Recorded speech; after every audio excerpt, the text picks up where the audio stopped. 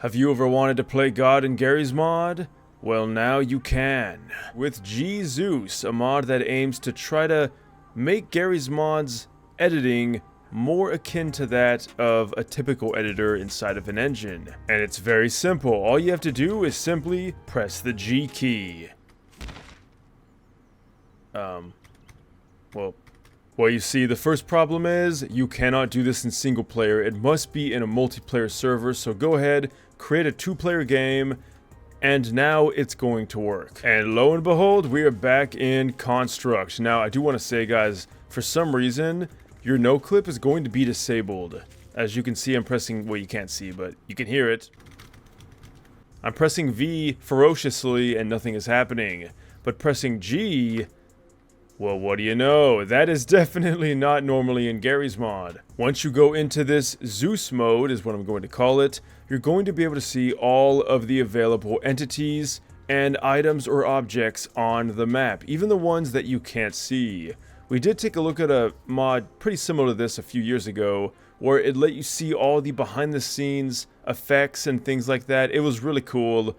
This is going to kind of be a bit of an extension upon that because, well, this is us. You wouldn't know it, but that's us right there. You can see there's all of our weapons, and they all act as individual entities, which is pretty interesting.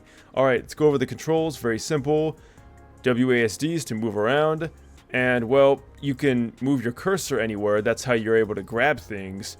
Holding right click is going to let you move the camera around, but if you do want to go up, you press the Q menu. If you want to go down, press Z. Did I say Q menu? We don't have a Q menu anymore. N is going to be your flashlight now, and it's quite a large flashlight, so don't be too worried about, well, not being able to see in the dark. This thing is going to make it very easy. I mean, it lights up the entire dark room, which looks kind of cursed in my opinion. I've never seen this room so bright. Alright, now you're probably wondering, well, how do I actually get... Alright, so this stuff is all cool and everything, and by the way, of course, pressing G puts you right back in the spot you were before you went into this mode. Alright, well, what can I do in this mode? I mean, I want to spawn things.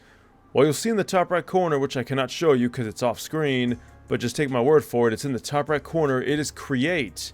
And clicking on that is going to spawn in a menu, which is pretty much the new Q menu. And you can spawn in whatever prop you want by clicking on the item you want. And of course, it's not just that, it could be weapons, entities, NPCs, vehicles, you name it. But we're going to go simple with a couch. Click on the couch, and now the couch is going to be on your cursor. Now, clicking is going to spawn it in. Pretty cool stuff.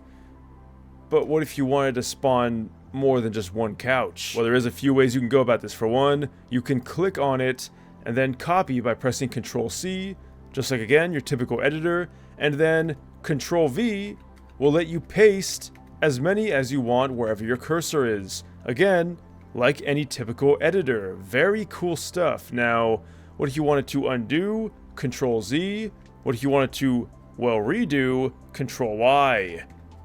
All of this is built in. It's pretty awesome. Now, if you don't like all these couches here, go ahead and drag, because you can drag and select multiple things and move them.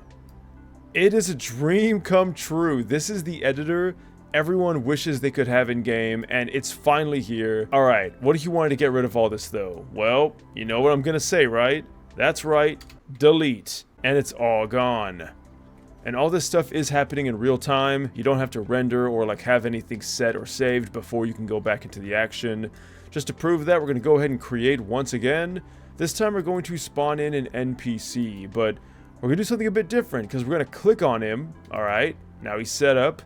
And we're going to hold Control while we press left click. What's going to happen is it's going to let us spawn in multiples of that item, which again is a good way you can go about this instead of having to copy and paste everywhere. And then once you feel like you're going to use the last one, let go of Control and left click, and now you can see our Odessas are put in place.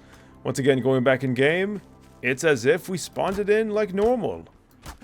Now that's not all. There's even some new additions to the context menu. So by pressing right click, you can see we have some new options here, like Teleport Zeus, which is going to teleport, well, you. So if for some reason you wanted to come all the way up here, you can right click here, teleport Zeus, and now we're up here. Pretty nice, so you don't have to go into the menu, fly somewhere, you know, and there's no clip, so theoretically, in this particular instance, there's no way I could actually get up here without using mods. But of course, we have the teleportation. You can also choose to teleport players and freeze players and, well, other cool stuff. But now we're going to go about how we are going to navigate items within this pretty much entirely new editor. Like, it really is something unique, and I am a huge fan of this mod. Alright, let's go ahead and spawn in some of these fridges, why not? You know what, just to play it safe, we're going to spawn in some cubes. Again, holding control lets you spawn in multiple. Alright, I'm pretty happy with this amount of cubes. How do we move things? Well, you grab it, of course. Alright, now what? I mean, we have access to a two-dimensional plane, that's great, but how do we go up? Well, hold the Alt key, and now you're going to be able to move it vertically. Although it drops. Well, have no fear, because you can freeze items by simply grabbing it, moving it to where you want, and then pressing the F key. You can see that little icon right there, it's like a tiny snowflake. That's going to indicate that it is now frozen. And you can of course unfreeze by pressing F.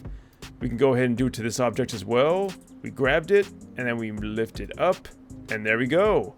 And if we were to teleport here, well, it's frozen alright. That's right, no more having to rely on your fizz gun to do anything. This is a real man's editor. Alright, so now we know how to move things around, make it go up and down, but how do we rotate?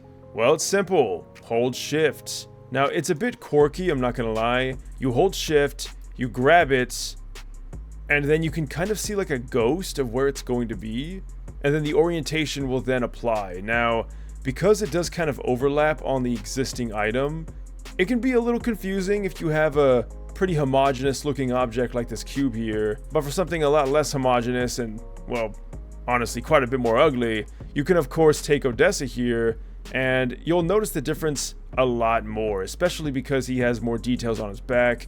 You can see there's the security tag on his back, and now he's facing... what? Now the cool thing is that, well, you can extend this by just grabbing anything you want, and that's right, you can edit all of these items at the same time. That is what I think is the true glory of this, and also just having a nice overhead view of everything. Well, that and the fact that it acts more like a traditional editor, which I think I've mentioned like 4 times now. Take a shot every time I do that. Please don't drink, guys. Okay, anyway, back to the main point of the video.